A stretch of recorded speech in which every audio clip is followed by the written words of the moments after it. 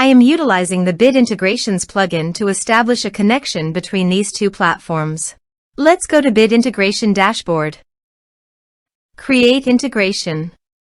Search and select Everest Forms. Select a form. Next. Now here, search and select Smaily.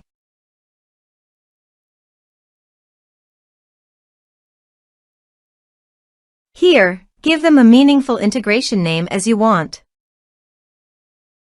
To get the subdomain name, go to the Smaily dashboard.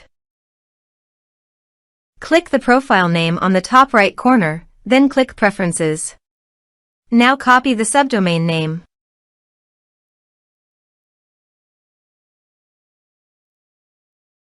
Paste it here. To get API username and password, click on Smaily API token.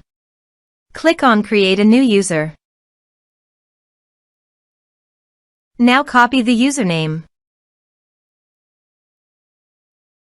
Paste it here. Now copy the user password.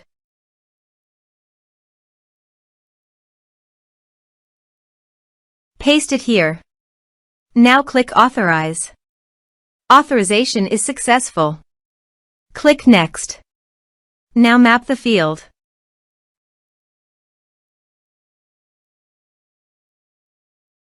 Here are several advanced features available for you to utilize according to your specific requirements. Here is the conditional logic. You can use it if you want. If the condition matches, then the data you will send to Smaily. Click Next. Now save the integration. Go to the Everest Forms and fill in the form.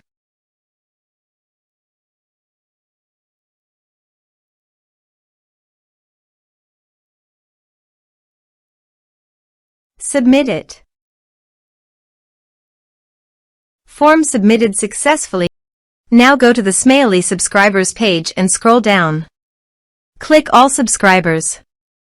Here is the data that came into Smaily through the integration. Thanks for watching.